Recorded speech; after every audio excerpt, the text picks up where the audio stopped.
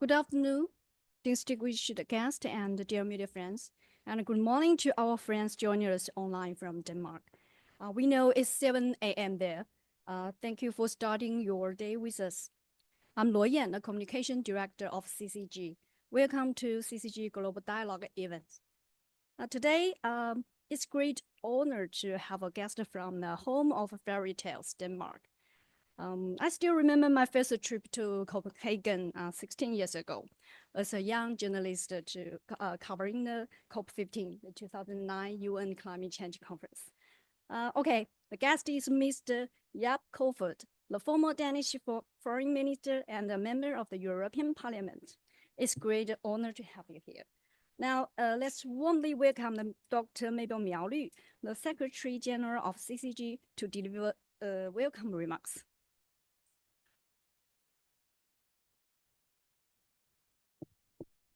Thanks, Loyans, for your great introduction. Your Excellencies, distinguished guests, ladies and gentlemen, online, offline, I'm Mabel Miao, Secretary General of the Center for China and Globalization.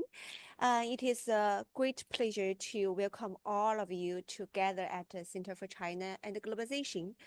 It is a joint event of CCG and the Center for Science and Commercial Diplomacy. Thanks, Professor Shahamak Rezai, for making this event happen. Actually, I would like to introduce a little bit about the CCG launched the Global Dialogue series. Actually, today is part of this series. In 2020, CCG launched the CCG Global Dialogue, a live streaming brand facilitating deep conversations between renewed scholars worldwide, opinion leaders, and former political distinguished guests from the US and Europe in fields related to international relations and global governance. Actually, people like Mr. Joseph Nye, Graham Allison, Pascal Lamy, Martin Wolf, Hakan Fidan, Jim O'Neill, Kishore Mahbubani, and Lawrence Summers, of course, and other distinguished guests have joined our events and this CCG Global Dialogue series. CCG has organized over 100 online seminars so far in both Chinese and English, bringing together hundreds of prominent figures from the political, business, academic, and research communities to discuss pressing global topics, attracting millions of viewers worldwide. You can see a lot of those videos on the YouTube and many social medias, English and Chinese both. You can check it. Welcome all of you to join us online and offline. As the world grapples with evolving geopolitical dynamics, from US and China tensions to the war in Ukraine and the EU shifting policies, the relationship between China and Europe remains a critical focal point. How can Chinese business and policymakers navigating these complexities, particularly in areas of mutual interest such as green energy transition, fair trade policy, and technological innovation for mutual benefit? To address these critical issues, today we are honored to welcome Mr. Jeppe Kofod, former Danish foreign minister and member of the European Parliament, for in-depth dialogue with Dr. Huiyao Wang, the president and founder of Center for China and Globalization, distinguished professor of China Foreign Affairs University, former counselor to the China State Council on the future of EU-China relations. As a former minister for foreign affairs and senior member of both the European and the Danish parliaments, Mr. Jeppe Kofod brings over 25 years of political experience, providing deep insights and a strong international EU and national network. Later, Dr. Huiyao Wang will introduce more about our distinguished guest, Mr. Kofod. We believe that Mr. Kofod will provide unique insights into the forces shaping the global order, as seen from Europe and their implications for China.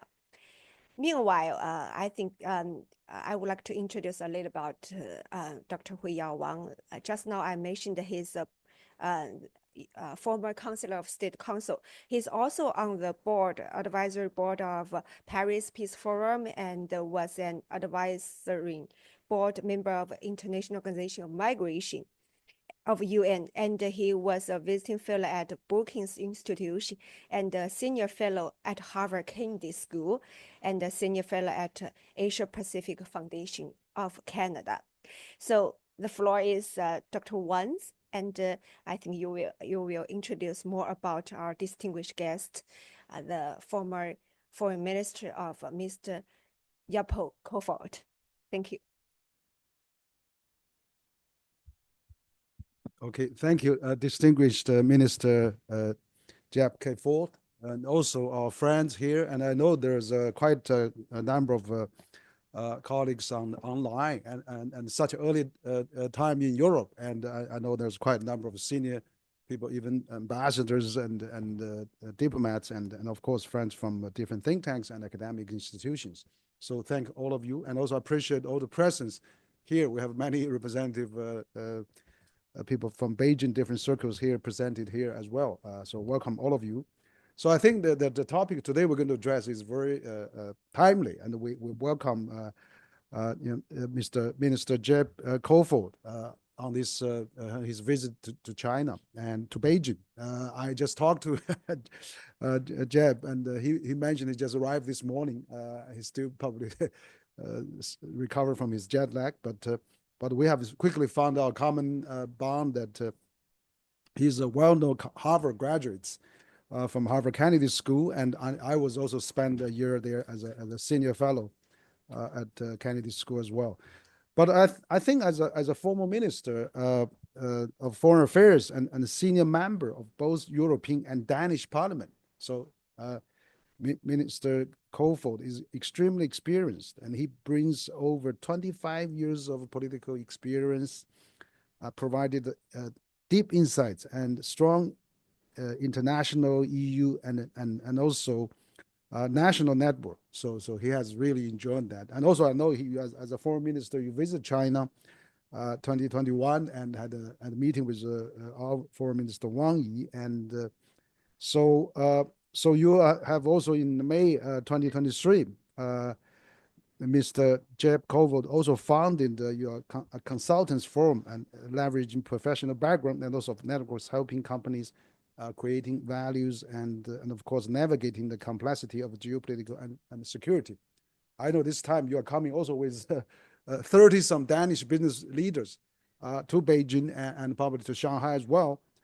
Which is great, and we see this China-Danish business is reviving. So your visit will be really very much appreciated. So I think we'll have you give us a keynote, but I look forward a dialogue with you after your keynote. So let's welcome Minister Kofod.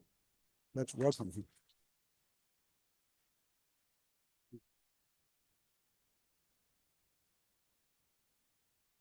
Well, thank you so much for this very warm welcome. It is a great honor for me to be here, and also in the company of this important think tank institute, and you, Mr. Wang, Professor, and I look forward to the dialogue we're going to have. Yeah, so I arrived this morning, so if I'm a bit jet lagged, I excuse myself for that, but it's great that I can start the morning with such a distinguished company with you. So yeah, so I was also asked to talk a bit about the future of EU-China relations, the opportunities and challenges in a shifting global landscape. So, but first of all, let me just say that that I'm also coming from Denmark, as you know, as I was introduced, and for me, it's a special year also for Danish-Chinese relationship. We are celebrating the 75th anniversary of our diplomatic ties. We were one of the first countries in the Western world to recognize the People's Republic of China, and we have over the many years have very long and strong cooperation on trade, cultural exchange, political dialogue, and so on. And therefore, it's also great for me as a Dane coming back to China. As Mr. Wang was alluding to, I was here in 2021 when I was Minister of Foreign Affairs and met with His Excellency Wang Yi at the time. Very productive meetings. And Denmark has, since 2008, also have a strategic partnership with China that was renewed in 2023. When I was here in 21, we laid the foundation for that renewal. And I'm very happy for that because it's a lot of the issues I think we're also going to talk about, the green transition that we are undergoing globally, the need to address climate change, digital technology innovation, but also, of course, big global issues like health issues. We have, and also cultural and educational research exchange. All of this is what we are doing today bilaterally. I just want to emphasize that. But my keynote today is more about the China-EU relations. And let me turn to that topic. First of all, as you know, we are very significant when it comes to our trade and investment partnership, of course, in the world today. I would like to focus on the recent years of discussion and cooperation, because we only have 10 minutes initially. But I wanted to say that when I was in the European Parliament in 2019, there was a new, as you remember, the first formulated EU-China, the first time it was formulated in the EU-China strategic outlook in 2019, that from the European side, this complex relationship between Europe and China was defined as a partner for cooperation, at one hand, as an economic competitor, but also as a systemic rival. All these three things at the same time. And these concepts, these complex relationship has been kind of the dominant discussions over the recent years with various order of these three elements, and we can get back to that in the discussion. But when I was foreign minister, I was also responsible for trade policy for EU affairs, and therefore, of course, one of the big issues was what about our relationship between Europe and China? And as you know, as a partner for cooperation, many global problems we had to face together, mentioning green transition, but also upholding norms and rules that was laid down after the end of Second World War. So our institutions like United Nations and the values and pillars that it rests on is very important, of course. These things we need cooperation to uphold. But we're also competitors economically, no doubt, because we are in a world where we see the different blocs fiercely in competition with each other. China, Europe, United States, and we can get back to that discussion. But it's increasingly focusing on who will win the technological race, who will have the access to the needed resources. Geopolitics is back front and center in the way that we operate globally. We're also a systemic rival in many ways, as I said. We have different systems, different ways of doing things. And at the same time, we need to find ways of working with each other. So one of the key concepts for EU-China relations on trade is, of course, also reciprocity. So that concept is very much laid down in the policy of Europe today vis-a-vis China. So on investment and market access, what we want is reciprocity. So when Chinese investors and also companies have access to the European market, a very important market in the world, as you all know, it also has to be the other way around. There's also the discussion which I think is a very important one. And I like to be a bit philosophical as well in my introductory remarks, because also the president of the Commission, Ursula von der Leyen, has said it very clearly. We are now looking for de-risking, not decoupling Europe and China. Why is that? Or one could ask. I think it's very important to emphasize behind that is a deep-rooted belief in Europe that we want to ensure that our economic relations will not be used as a political weapon. And if we are over-dependent on one actor or one commodity or one supply chain, then there's a risk of that could become a tool, a political weapon in disputes. So if you are de-risking, for Europeans, it's very much about ensuring that we have an economic relationship, China, Europe, globally, where nobody can take advantage of that, trying to weaponize it against each other. And we have a common rules that was also laid down in the World Trade Organization, where China, of course, entered in 2001. So philosophically, I think the risk of conflict, political conflict, is less if there's not a critical dependence of each other, but where you have de-risk, but not decoupled our economies, so it cannot be used as a political tool. I think that's one of the things that I would love to discuss more. But even this February, you saw that the Commission President, after the Commission was reconfirmed after the big European elections last year, that now we are also from the European side deepening our trade and investment ties with China. And I think it's important to continue doing that respectfully to what I said before. So at the same time, we are facing a world order where the rule-based, I would say, fair globalization, but also the respect of rules founded by the UN and the UN member states, of course, the Bretton Woods institutions, they are under dramatic change. And in Europe, we, of course, see what happened in 2022, in particular with the full invasion of Russia of Ukraine. This was a blatant violation of a UN charter, the respect of sovereignty and territorial integrity of a country in Europe. And it's something where we want to fight back, because the norms of respecting sovereignty and territorial integrity is fundamentally important. And there we also have discussions with China on how to ensure that Russia stops the war so we can have peace in Europe again. Then, of course, we cannot talk about geopolitical developments in the world without looking also what happens in the US at the moment. And I wanted to make a few comments on that as well, of course.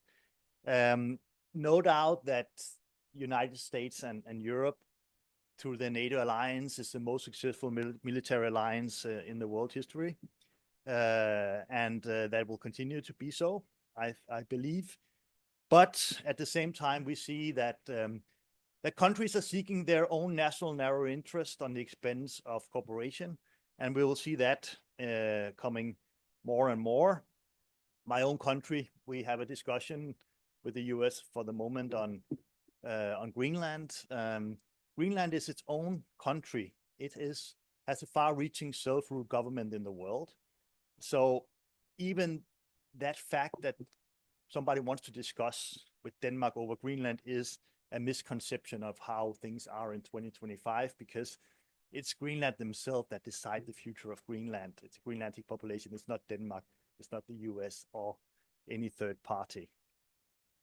So what I wanted to say here is that we have movements geopolitical in the world. The order we used to know is under change. There,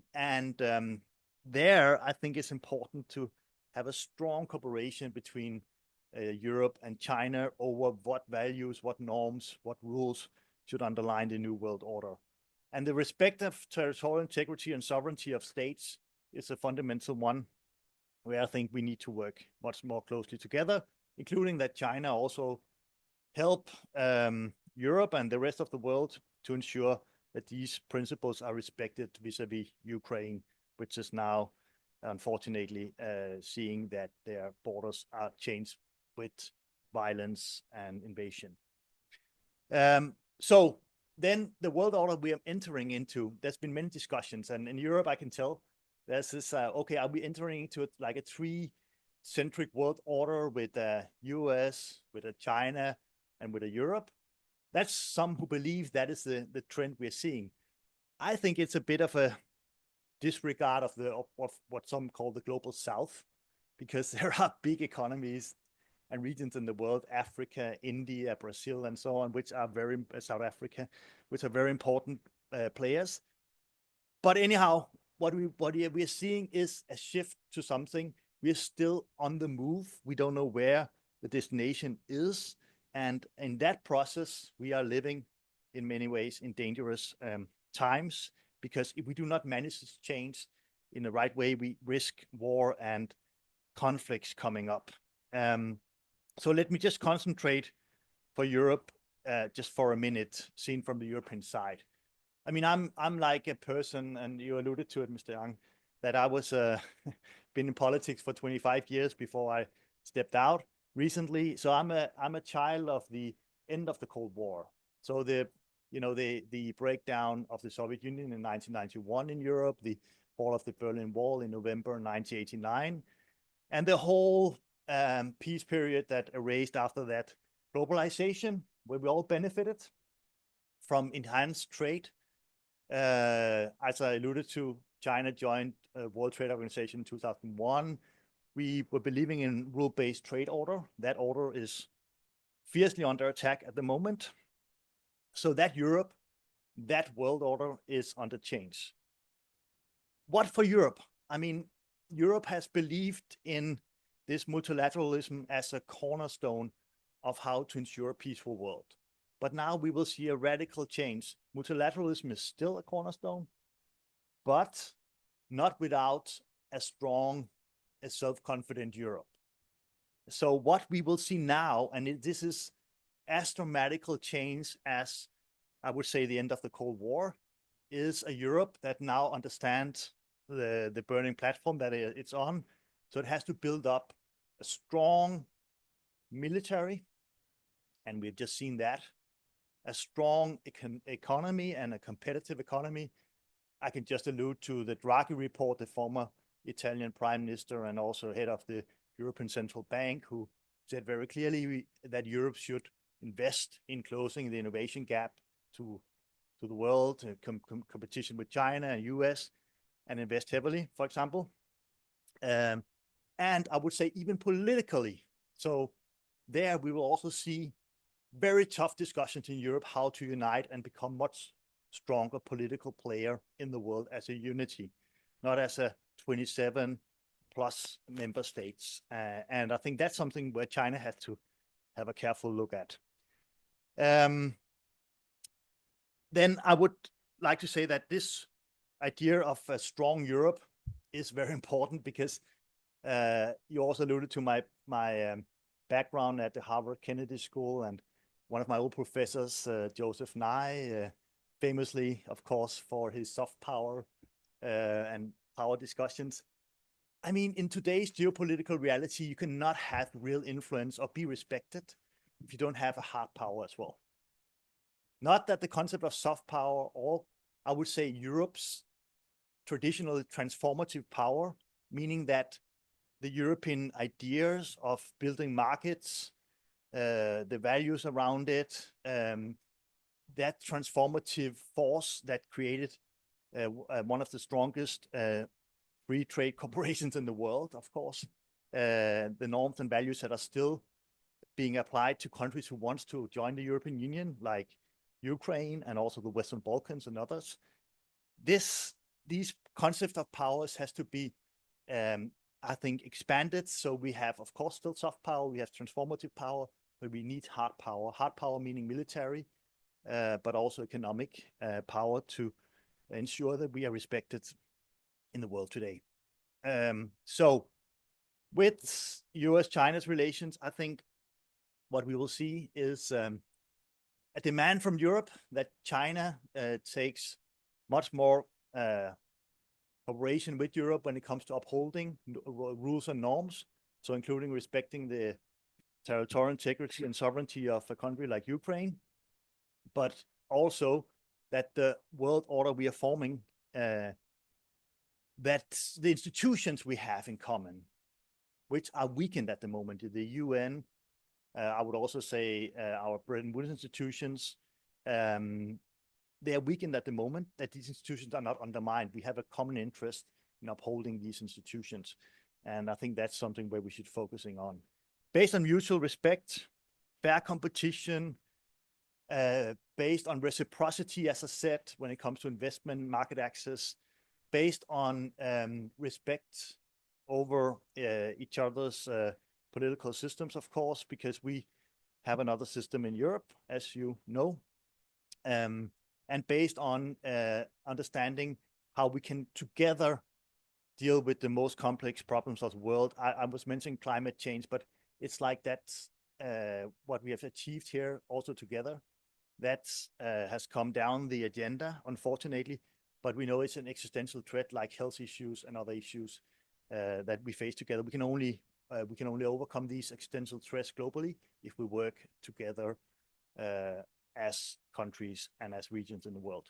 So I'm sorry to be lengthy, but I really wanted to take the opportunity to give this perspective. I look forward to the discussion and questions, and thank you so much for your attention. Thank you.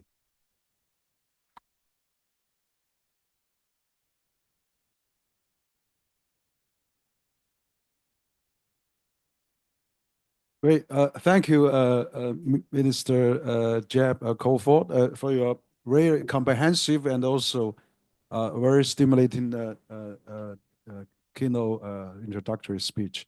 So this is really interesting. We are having a rapidly evolving geopolitical changes currently facing the world. That's the topic we're talking today. So I would like to start our dialogue by saying that, for example, I just got back from Munich Security Conference last month, actually, mid last month, and then I was sitting in the audience when J.D. Vance actually made his famous speech, and he's saying, China is not a threat and Russia is not a threat, where the freedom of speech and also the way the value system. He sees a big difference now, Europe and America now, and also I was surprised also to see that now U.S. and Russia voted the same on some resolution at the UN Security Council, and also just 2 days ago, you mentioned a bit about that, but 2 days ago at President Trump's speech to the U.S. Congress, he mentioned about the Greenland. He said, okay, Greenland is great and a lot of minerals and we need to have that. So as we know that now the Greenland is under the jurisdiction of Denmark. So what do you think about this the old form of West versus the rest, or West versus China? Because now U.S. and Europe seems to have a lot of difference now. For example, I was also at the AI summit in Paris last month as well. And then you see France, European countries, India and China, and many more, 50 countries voted for the AI declaration, whereas US and UK refused to come along on that. So the war is actually not as black and white and so obvious. There's a bit more fragmentation, and that's where the Munich Security Conference report was saying, we are getting into multipolar war, and then when they talk about multipolar war, they talk about, of course, U.S., China, EU, Russia, Brazil, and South Africa, and Japan, and quite a few more. So what do you think about this now? A bit more different U.S. approach now, less ideologically driven, but more economically expanding, including trying to get the Greenland. So. I would like to, as a former Danish foreign minister, this is probably a question on everybody's mind. Yes. It's a very good question, and I wanted to be very frank and honest with you today in my analysis, because of course the Trump foreign policy, or as we know it now, and also as we know it from the last term, I was actually foreign minister in 2019 when he first time wanted to purchase Greenland. So I had to deal with that issue at the time, and Mike Pompeo was his Secretary of State. So you're right. There is a new way of understanding the world in Washington, and it's focusing very narrowly of what they call "Make America Great Again" and national narrow economic interest on the expense of maybe rules and norms that were there before. The Monroe Doctrine has always been part of U.S. policy, as you know, but it's like it's been expanded to the extent that even allies like Denmark and U.S. we've always been on the security front one of the most close allies in Europe, UK, Denmark, because of Greenland, of course. We are part of a NATO alliance, as I alluded to, and there it's important to understand that in the NATO alliance, 4 out of the 5 Arctic coastal states are NATO countries. So there's the US itself, of course, it's Canada, it's the Kingdom of Denmark, and it's Norway. Only one is not, is Russia, of course. So we are used to that, the 4 out of the 5, the 4 NATO Arctic coastal states, we closely work together on security issues. So it's a very new kind of recent, we go back in history, but a recent thing that now US wants to, or Trump wants to take Greenland, control of Greenland. That's in a way mistrusting his allies, because today, de facto, US military and US has access to Greenland. They have a Thule space base, a Pituffik space base there, so they have a big military base there. They can freely operate in Greenland and so on. So it's not like they need Greenland. It's already part of the, as I said, security planning in Washington. So it's another thing to me. It's about, and you alluded to it, it's about maybe a new economic nationalism, new cultural war that is going on in the US, a new way of mixing domestic policy with foreign policy, like J.D. Vance, when he went to Munich Security Conference, you were sitting in the room. He was not go to the Munich Security Conference and not talking about security issues between states, but talking about internal discussions over freedom of speech or elections or and so on, which are all important issues. So in my opinion, and in my analysis, I would say that we are definitely witnessing another direction of the White House under Trump that could jeopardize the traditional transatlantic alliance. And that's also why Europe changed, as I said, radically from saying that the US-European alliance is unbreakable, indispensable. I mean, it's something where it will consist. Now Europe has to stand on its own. Also to be respected in Washington, frankly speaking, investing more in military and so on. My concern with Greenland is more like if US claims that it has the right to try to pursue control of Greenland, what does it mean? Does it mean that countries can disregard national sovereignty and respect of territorial integrity of countries and then start changing borders? That will be a very dangerous world, if we do not respect fundamental UN Charter. I noticed that also recently when Trump, he addressed in his speech to the US Congress, his State of the Union address, he said very clearly that it's up to the Greenlandic people. I absolutely agree with that. It's not for us, as I said, for Denmark or for the US to decide. It's Greenland themselves that decide what they want to do. Also, if they want to have independence from the Kingdom of Denmark, which they are seeking. And we respect that. It's only Greenland that can decide that. So a long answer, sorry, but I wanted to say that, yes, it's complicating things because used to respectful dialogue. And in my opinion, we live in a post-colonial world. And I hope that that understanding is also the understanding in Washington. Great. Thank you, Jeb. Thank you for Frank. And actually, I'm very glad to hear that you actually went through that already with Pompeo during the first term of President Trump. And but anyway, there was still quite a surprise. I think many European leaders were surprised, and even a Danish Prime Minister, I saw that they made some comments not happy with that. But also European was not happy as well because this is really, as you said, the post Second World War order, respect sovereignty, territorial integrity, and then U.S. was even mentioned. Canada become the 51st state of U.S. and already changed the Gulf of Mexico to Gulf of America. So I see Trump has a much larger agenda now. It's consolidating North America and even America. They could have American Union maybe someday, So, and then withdraw back from, internationally in many public goods they provided before. So now I would like to ask is what do you think about the latest, because you are from Europe, is it so close? The Ukraine, Russian-Ukraine war there. Basically, U.S. is really talking directly with Russia, and even voted on the same point at the UN. And then Ukraine was not involved. EU was not involved. So, as a former politician of a European country, what do you think about that?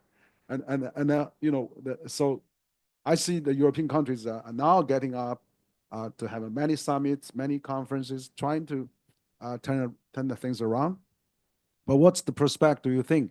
How do you think we can bring a peaceful end to the Ukraine? Because where I also hear the Defense Secretary of the U.S. said in Munich is that they don't want to put any troops on the ground, and they only want European troops and non-European troops. So it's interesting to hear non-European troops. Would that mean China, India, Turkey, Brazil? So what do you think the likely outcome of this peace? I see President Zelensky also now more interested in making peace now, because used to say we won't talk to Russia. We have a law that forbidden to talk. Now I think President Trump has made something happen, but just unilaterally. So what do you think about future EU involvement and Ukraine involvement for this, which is the hottest issue still in Europe? Yeah, I'd love to answer that because it's very close to my heart as well. But just on Greenland, just one thing, because as I said, I was foreign minister back in 2019. So, okay, Trump, he confirmed he wanted to purchase like a real estate deal, Greenland at the time. Then I was foreign minister. I called Pompeo, Mike Pompeo, Secretary of State at the time. And actually what we did, we managed to start a process where we had a very constructive cooperation, not only Denmark and US, but also Greenland. So the year after, in 2020, US reopened their consulate in Nuuk. It has been closed since 1953. US put aside money on their budget to enhance cooperation with Greenland, which we thought was very good from the Danish side. And we were encouraging more trade between US and Greenland, tourism, cultural exchanges, and so on.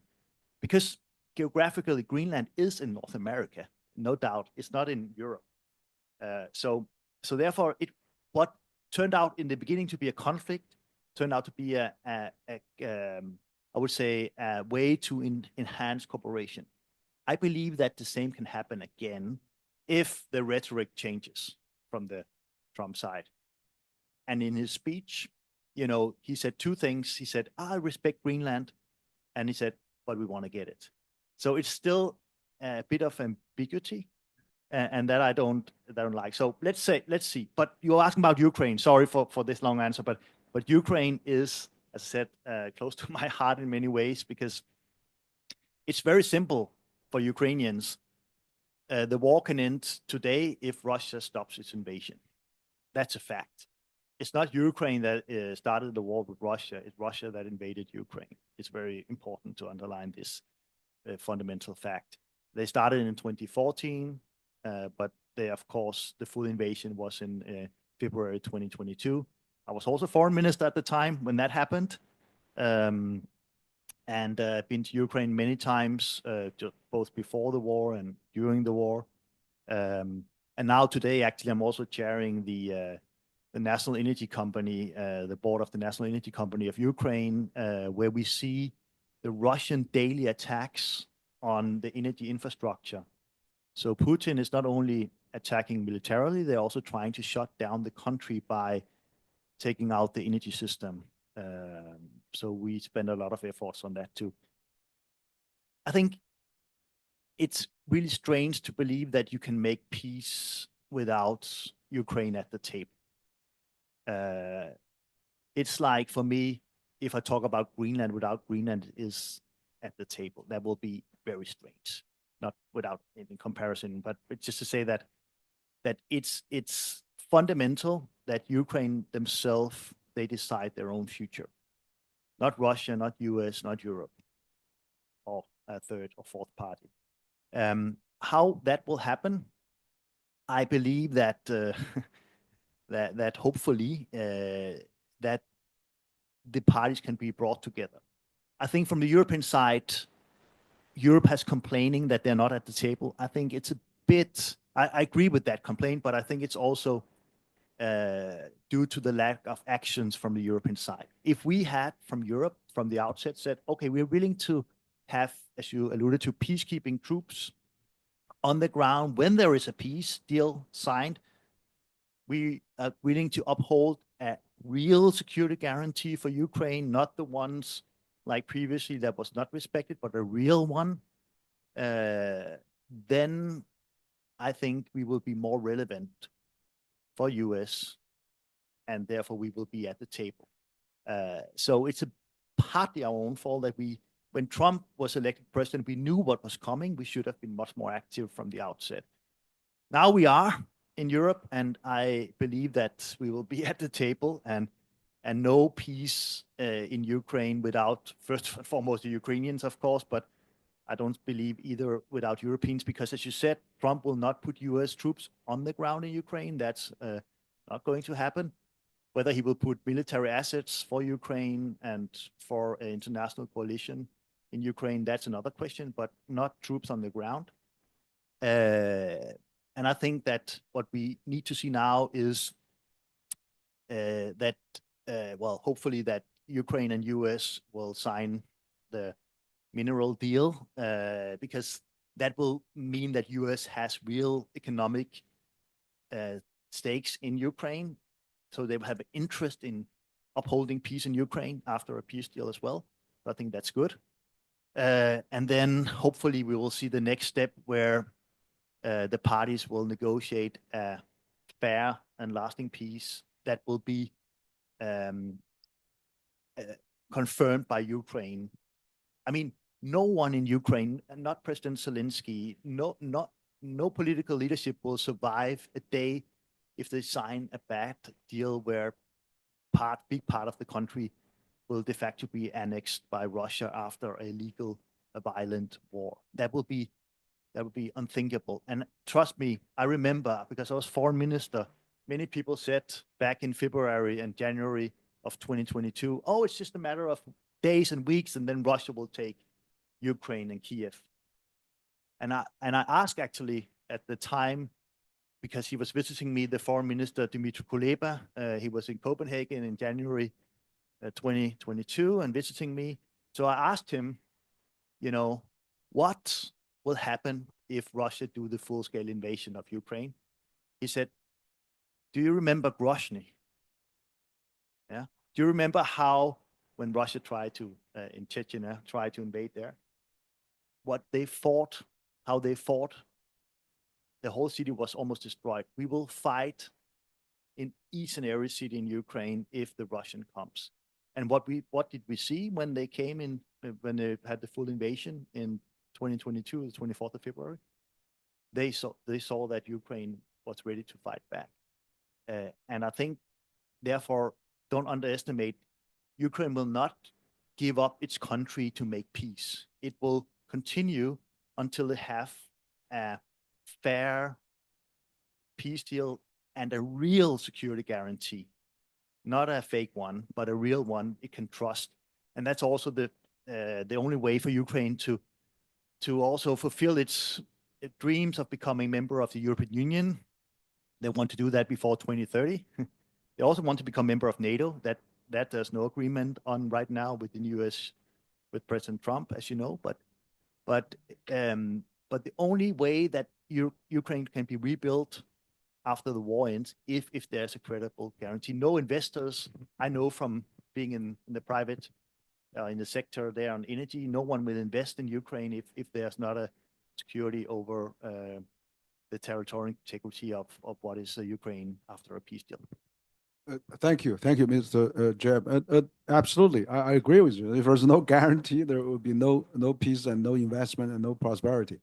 However, I did notice though that the U.S. actually wants to current phrase the borders basically, and then forget about Crimea. That's the saying they can not go back to Crimea. And then he said, let's send in the European troops, German, French, Polish, maybe Danish, but then would that be accepted by I think President Putin? Because President Putin started this war because they want to keep the NATO troops out of their borders. Now, having waged such a big war, they still have NATO troops on the border.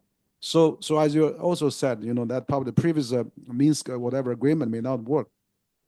But what about if there's a UN peacekeeping force made up India, China, Turkey, Brazil, and then probably Putin would say, okay, that's fair. You have NATO troops, you have troops from BRICS countries.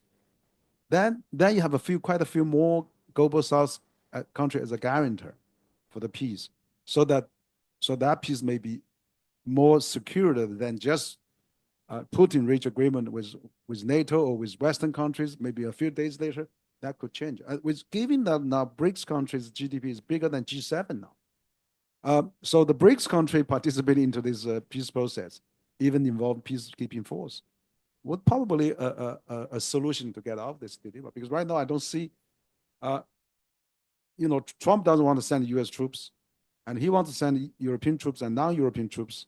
So the non-European troops is still hanging in the air, and that's why I think if they really come to the nitty-gritties of negotiations, then probably by offering UN peacekeeping force from global South countries, this may work out.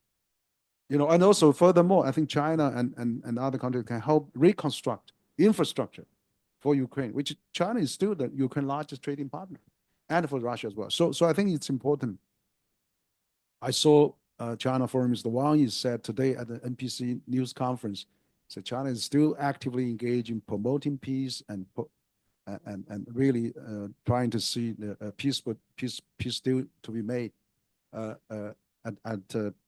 really at expectation of the people for the Ukraine and of course for people in the region, and have overall security for that matter. Yeah, I think it will be great if there'll be UN peacekeepers, including from the so-called global South. I hate this expression because it's not in the South necessarily. It's but from countries like China or India or others. I mean, that would be great. I'm just saying that for me, the most important is that it is a credible security guarantee that is respected. And as I said, if the US do the mineral deals with Ukraine, they have a skin in the game, and therefore they would help upholding this security guarantee. So I think that's part of it. And then, of course, yeah, as I said, UN will be fine. But in Europe itself, I don't think we don't have the troops, frankly speaking, to a large scale deployment of troops for a longer period of time. We need to develop that. Of course, you see heavily investment now in from the European side in defense, but it will take some time before we have the actual troops there to be in Ukraine. So yeah, and I'm happy that we also look at how we can rebuild the country after. But right now, I'm just,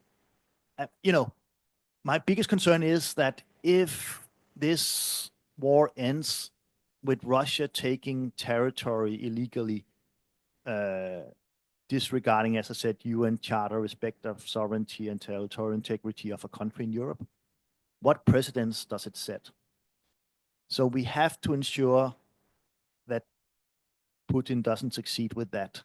Because if he succeed, I fear, as also intelligence has been telling in Europe publicly now, that, that there could be a risk of first a NATO country or another European country being attacked, or maybe even in 5 years, a large-scale war in Europe. And that I want to avoid very much. Therefore, avoiding that will start with a fair, justifiable peace deal with real security guarantee in Ukraine. If that happens, then I'm more safe, then I trust the future a bit more. I will, as I said, on rebuilding the country, Ukraine people, I know them. They have a national pride, as all of us have in our nations and states around the world. They would be able to rebuild the country quite fast, and help from China or from Europe or from other countries will be very important for them. I'm absolutely sure, and they will welcome all kind of assistance.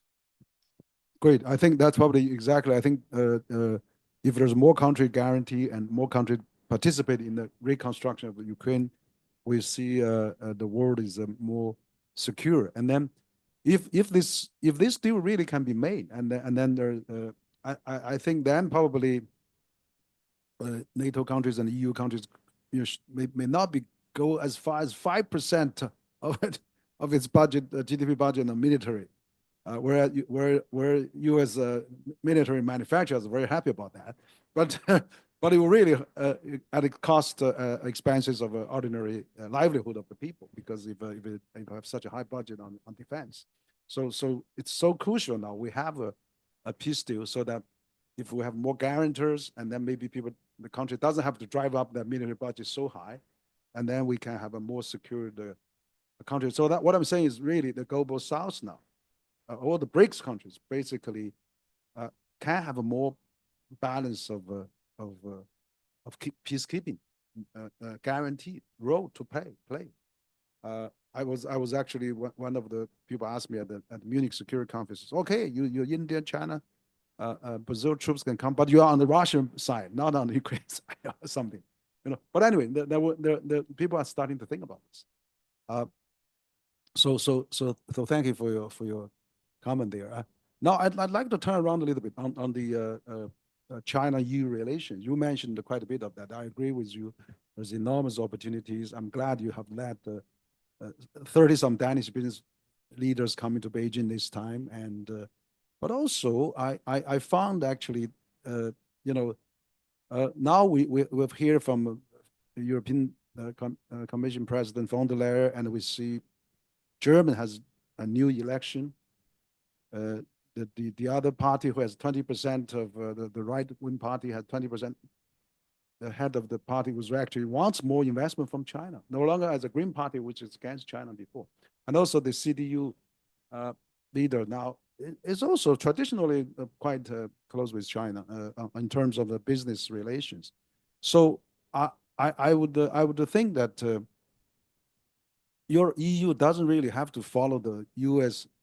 Party line sometimes. If U.S. and China is a strategic rivalry, and the EU would say this is a systematic rivalry. So what I'm saying now, with Trump now is having tariff on every country now, basically. He said at his inauguration, he said the world is ripping the U.S. off.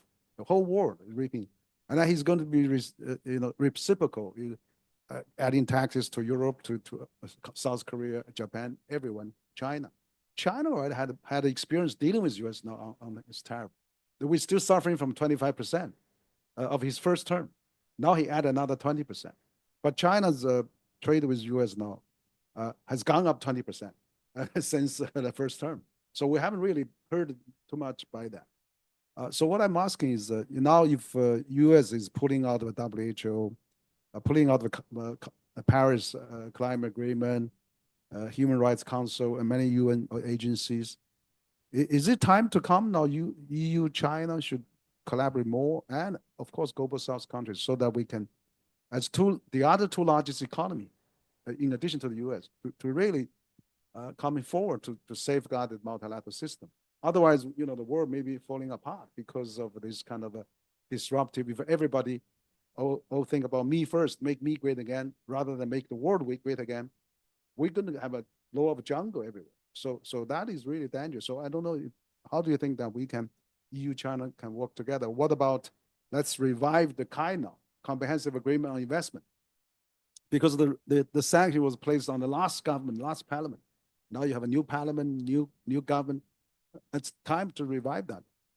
We had Paskalami coming to my office just November. He was saying, look, I mean, you have so many European companies that have a JV very successful in China. Let's get those JVs reinvest back to Europe, to Africa or global South countries. So we could have found a way to get out. And there's many Chinese companies wants to invest in Europe, in Denmark. So, how can we revive this business relation? Because given that Trump is disrupting everyone now, we have some common, threats to face. The breakdown of the global free trade system. So it's so important we, come up together and safeguard and promote that. Well, absolutely. I mean, coming from a country like Denmark, we are free traders by nature. We believe in free trade, and of course also that unjustified tariffs are, poison to our economies. So what we see US is doing right now, I mean, also with Canada and Mexico and, and Europe and China. And I mean, it doesn't seem like a very smart strategy if we want to enhance trade and prosperity in the world.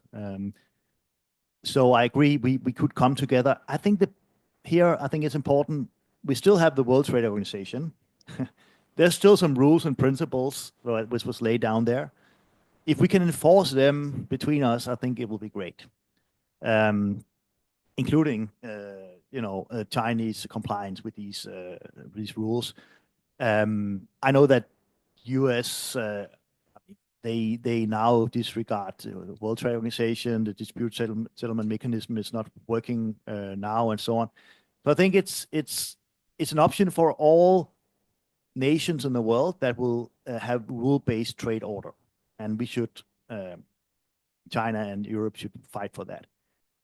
I will say, as I said, I think that the problem for Europe is that we have been very open also with inward investment and business in Europe. We want to see the same reciprocal access in China, for example, for European investors and companies and so on in the Chinese market. I mean, China is such an important economy in the world today, and it will only become more important in the future. So having access to the Chinese market on equal conditions with Chinese actors is fundamental. And so I think both sides has to do some adjustments if we want to have the investment deal to work in practice. I also think it's important, talking about protecting intellectual property rights, technology and so on, that we do it in the right way. Because if not, then I fear that there will be much more trade defensive measures applied, and that will not benefit the relationship between China and Europe. So we are in this moment, as you said, the so-called Global South can hopefully sign in for principles and open up their economies as well. It goes for China, it goes for India as well, of course. India and Europe has done a lot, and when I was foreign minister, we did India did the first strategic partnership with any country in the world. On economic issues, it was with Denmark actually, because of green tech and so on. So I think we can do a lot together, but I think we have to have fair rules, and I'm still concerned about that issue, as I'm concerned about the course of direction of the current US administration. Great. I think before my maybe final question, and then before we opened up for offline online audience, is that we know Copenhagen. We had this famous climate summit there many years ago. That was actually started, paved the way for the Paris Accord.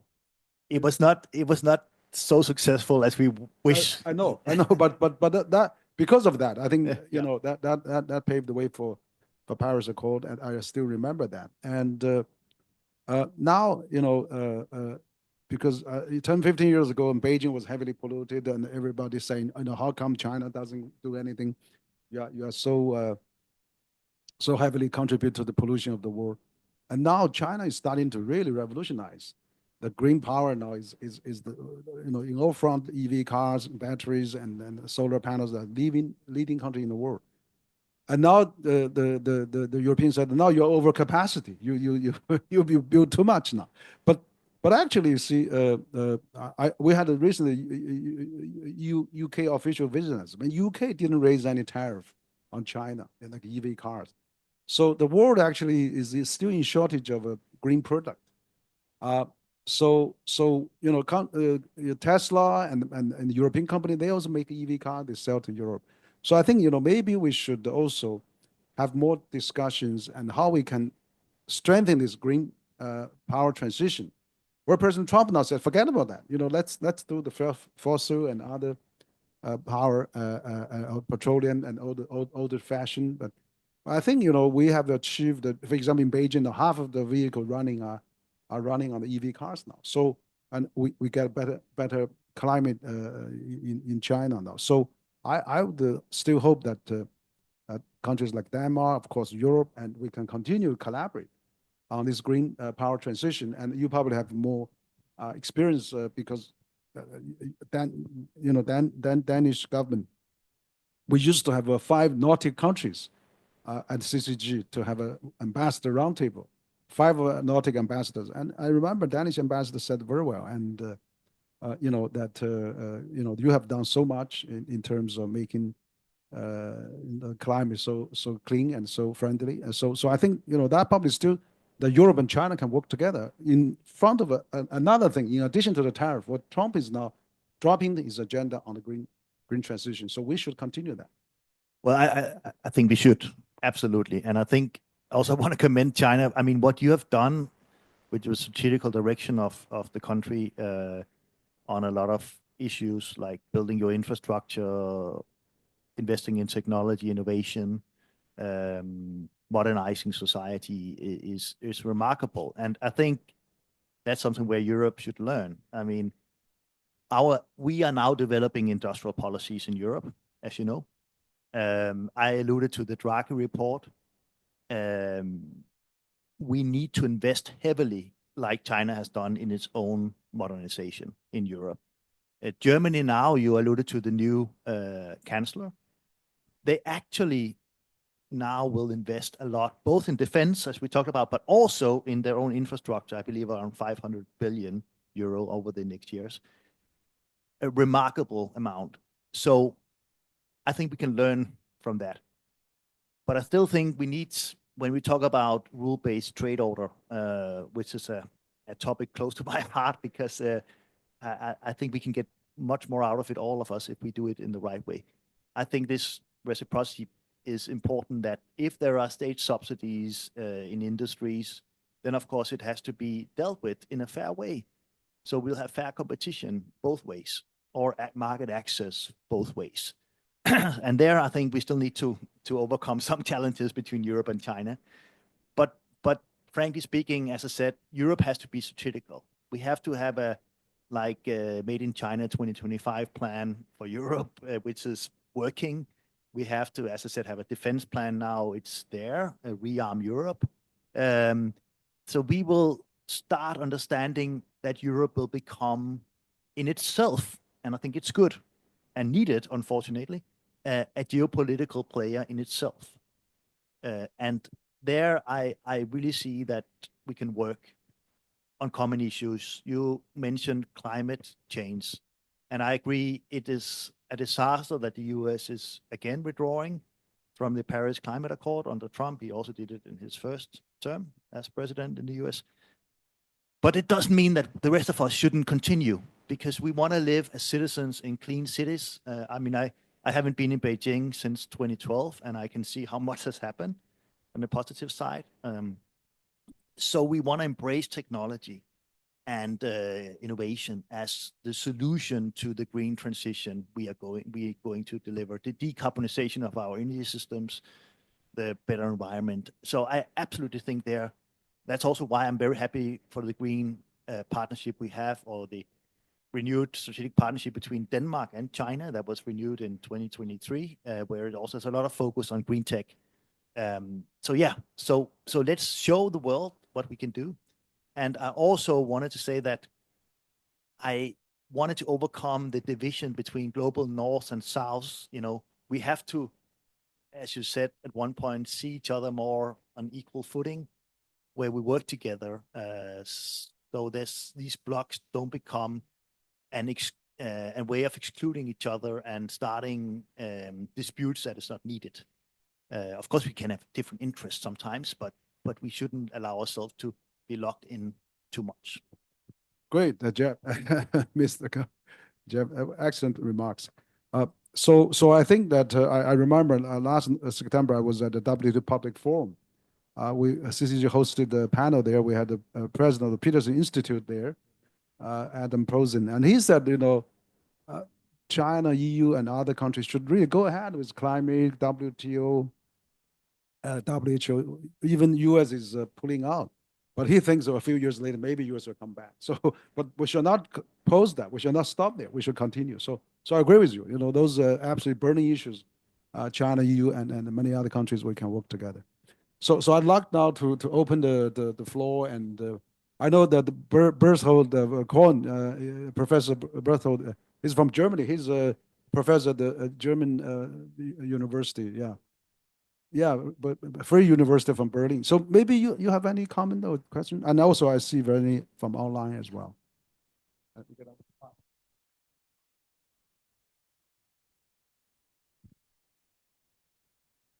Thank you for being here and sharing your insights.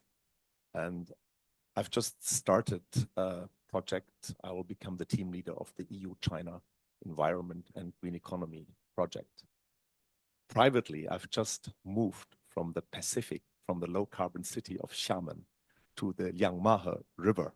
And I'm very happy to see people swimming here in the river, in the Yangtze River. So, I mean, I've seen very many positive green changes happening here in Beijing, because it's not the first time that I live in Beijing, but long back I was a professor at the Tsinghua University. So you see a lot of positive changes happening in the city. You touched among so many aspects, so it's quite difficult to focus my comments and questions. I will still try to be brief, don't worry. I think at the very beginning you mentioned that the risk of political conflict is less when dependence cannot be used as a political tool. I quite agree, but at the same time, I would like to underscore that the risk is even higher if trade interdependence is shrinking rather than increasing. So, I mean, the more engagement we have with China, I think the less the chance for eruption of deeper political conflict. And yeah, what you mentioned about, I mean, Trump has quite some respect among Chinese business elites, but also political leaders. They regard him as a deal maker. I mean, Trump is probably interested in making quick and dirty deals. And I would like to emphasize that Europe, and I really liked your talk about that Europe has a Europe has a checked history in war and in peace, both, yeah.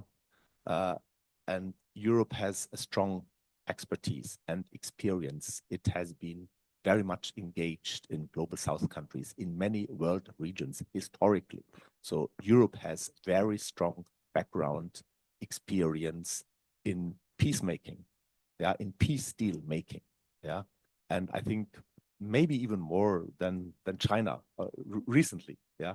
So I mean, maybe Trump's quick and dirty deals could appeal to the Chinese audience easier than they could appeal to Europe with its checked history and its experience with sustainable peacemaking. Yeah. When we talked about the BRICS countries, so maybe I would direct my question to Henry, first of all. I mean, did the BRICS countries ever field a peacekeeping mission? Is it realistic that the BRICS countries agree on a joint mission? I mean, how would the UN react to that? I mean, that would be my question. Yeah. No, I can answer you very quickly. I think, you know, I'm not saying BRICS countries send peacekeeping force by themselves. It should be through UN. The UN peacekeeping force is okay because China is the largest peace-sending country of permanent 5-member countries.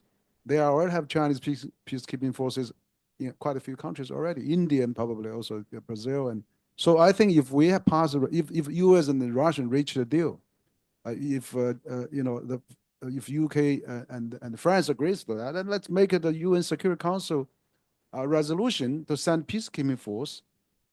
The UN peacekeeping force can composed of German, France, everybody. So I'm saying that it's not separated by itself. So it has to be a UN approach. Now, any question from our audience here in the room? Yes, please.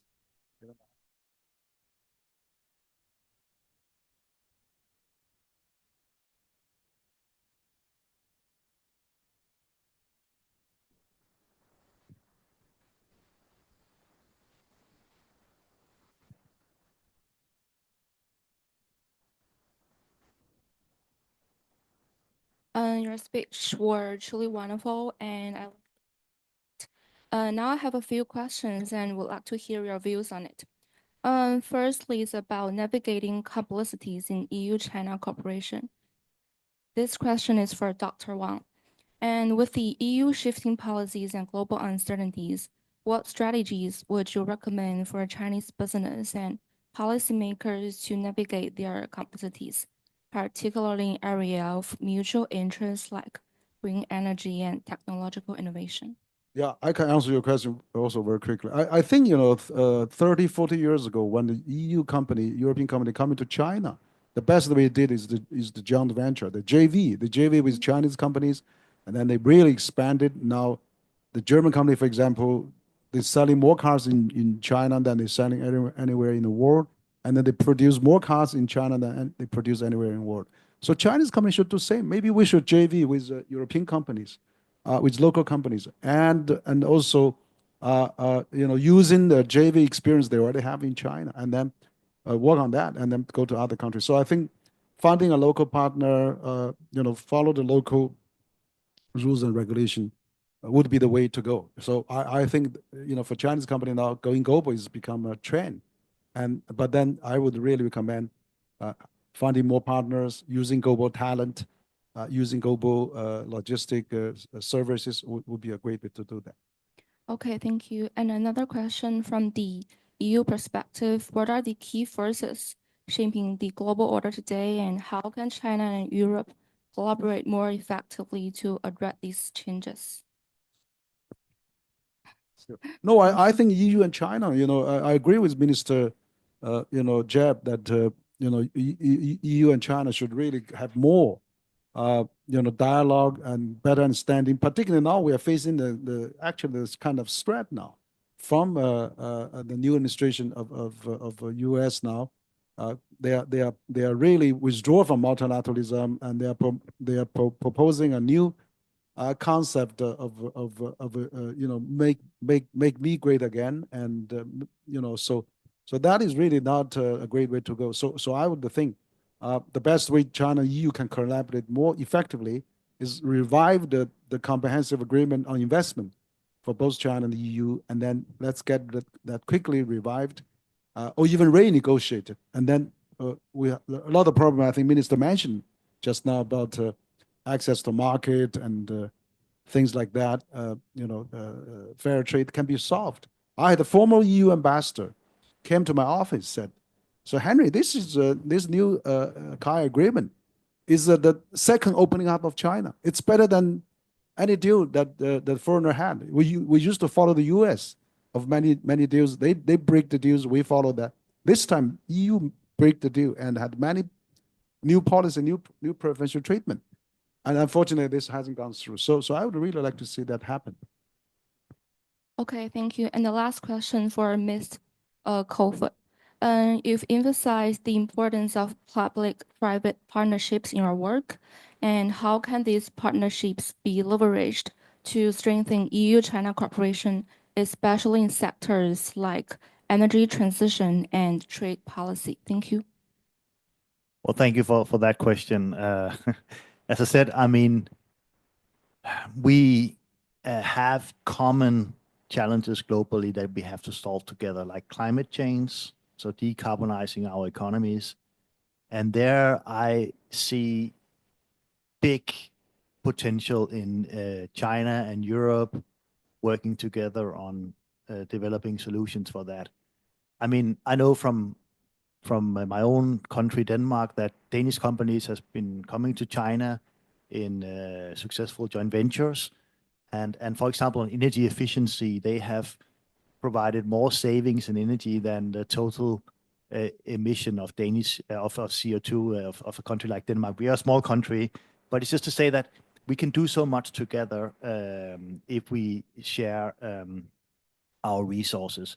So public and private, I mean, this is when we talk about environmental issues and climate issues, it's of course also heavily regulated area where we need the right policies, incentives, structures, frameworks to ensure that we will move in the right direction. And there I'm concerned about US withdrawing from the Paris Climate Accord.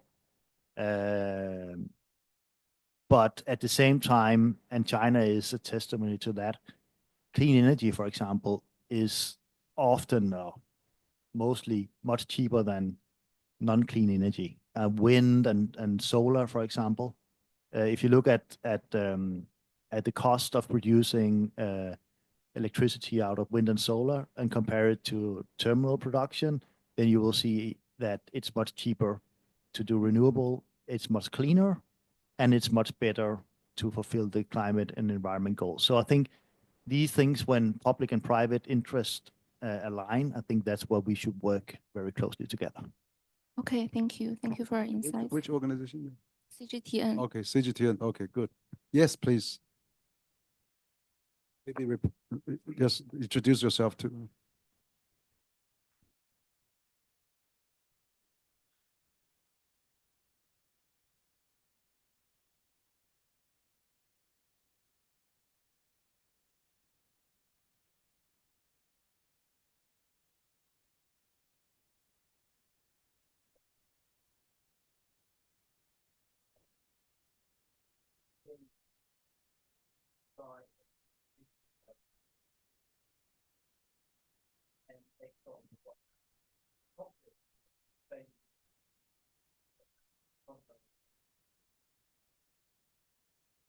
Oh, well, that's a very important and big question you're raising. So I was, as I said, I was foreign minister when so the big invasion started in February 2022. What we immediately did, as you recall, we imposed big sanction packages against Russia. That affected the global economy and in particular countries in the South. So, you know, countries that were suffering from lack of access to food. So food prices were rising. So I think we have seen Europe twice within the recent years failing to understand the needs of the so-called global South. First, we did it when it was in the COVID crisis. We didn't deliver the medicine to them that other did, China, Russia, for example. But and then when the war started, we did sanctions that had terrible effects on some of the global South countries, where they then start questioning why this policy vis-a-vis Russia was the right one. So we haven't been good at explaining this, I think, in Europe and mitigating the negative effects of the policies. On the other side, I've been in many forums where global South countries really understand when you talk about national sovereignty and territorial integrity, respect of borders, it's important that we uphold it. Of course, we should also in the Western world not be hypocritic because we have also overstepped recently, like the Iraq war. We didn't respect the UN Charter at the time. So we have also shown that lack of respect. But what is going on in Europe is so devastating. And I think what Europe has failed to explain is the cost of war for people. I mean, thousands of people are dying literally as we speak. I've been to Ukraine, as I said many times, also recently in January. And it's stunning to see how when you take the train, you cannot fly into the country. You see that the train is full of mothers and children. The fathers are not there. They are in the front line fighting. Many of them are dying just to protect their own country. So failure of explaining the inhumanity of this war, the devastation of this war to people in Europe, to Ukrainians, is a big, I think, we didn't manage to do. I was trying when I was in minister, I was, because I believe in international law. So I, together with ICC, International Criminal Court, we tried to mobilize a group of countries that will collect evidence of atrocities done in Ukraine by Russian forces. And because we want to prosecute it, we want to ensure that there's no impunity out of war crimes, for example. So these things we're also very bad at explaining. So there are things where Europe hasn't been able to be forceful enough. And also, as I said at one point in the dialogue with you, I mean, is that I don't like the notion of global South, global North, that we have different interests. We need to work together much more. We have, so from Europe's side, we have to understand and work much more closely with our friends in Africa and Asia and South America. So their agendas are also respected, because then they would also understand why we have to stop this massive war in Europe that Russia has enacted on us. Okay, I think we probably run out of the question. Is there any other? Oh, there's one final question. Okay, maybe. 你给他话筒有吗？ You want to who want to speak? 他们的话筒能听到吗？但是这个线。 Thank you. I'm Huang Rui, and I currently applying for a job in CCG. And my question is very quick for the minister. And looking back from now, so I wonder, from 2014 to 2022, during these 8 years, what EU can do? Is anything EU can do to prevent this war? Yeah. In Ukraine? Yes. Yeah, I mean, I think, okay, I think what we should do, and I said on day one on an invasion when Russia invaded, full invasion of Ukraine, 24th of February 2022, I said this has to be the beginning of the end of that type of thinking that Putin and his people are showing here, that you can invade another country, redo borders, and get away with it. If we don't stop this thinking in the 21st century, then we will all live in a more dangerous world where strong powers think they can change borders by the use of force. So that's also why we had to, and we did unite in Europe. And if you look at the voting in the UN, a lot of countries followed the defense of Ukraine, but we didn't provide enough military aid to Ukraine to defend themselves. That was the thing. And I think the faster we can do that, the more military aid we can give Ukraine. And it sounds a little bit counterintuitive, but I will try to tell you why it's important. The faster we can provide Ukraine with the most military equipment they need, the sooner Russia will eventually see that they cannot continue the war, and the sooner the war will end, life will be spared on both sides, and we will have peace coming back. So actually, peace goes through much more armament of Ukraine. If we just continue arming Ukraine gradually, for example. We didn't give them F-16s in the beginning. That was a big mistake, in my opinion. Things like that.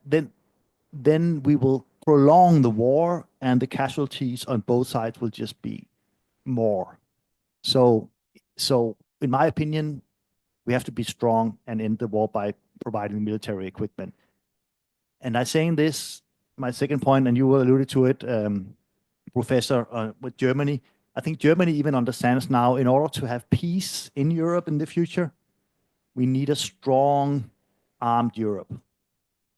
I mean, I wish we shouldn't spend all of this money on weapons and military, but unfortunately, that's the precondition to keep peace, that no one dares to start a war again because they see that they cannot win it. Yeah.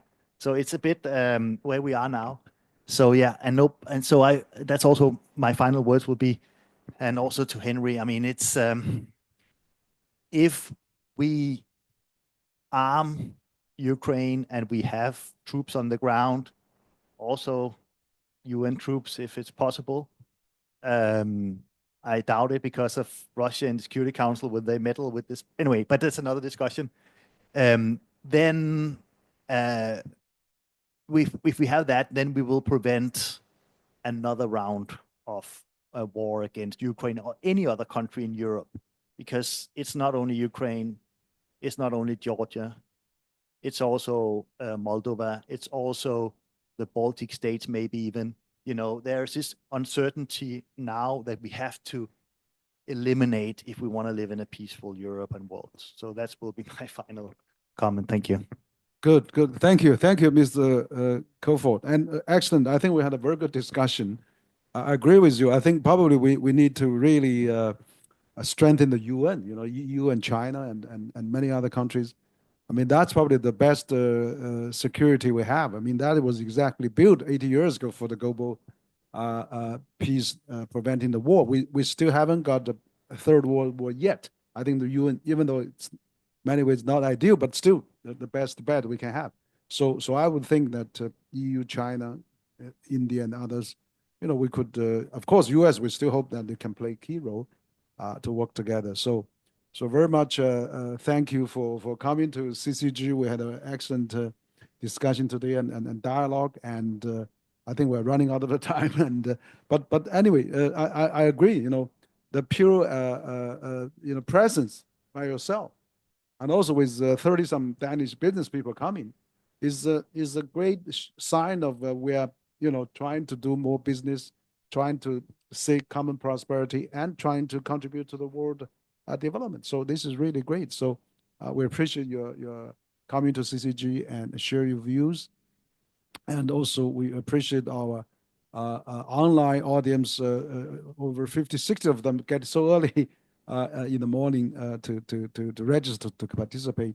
And of course, our presence, you know, people coming to CCG physically, we want to thank the minister very much, and we hope to welcome you again in the future. So let's welcome and thank our Minister Kofod. Well, thank you so much, Henry, for this. I really enjoyed the conversation with you, and thank you for organizing and inviting me. It's been a great pleasure. So thank you again.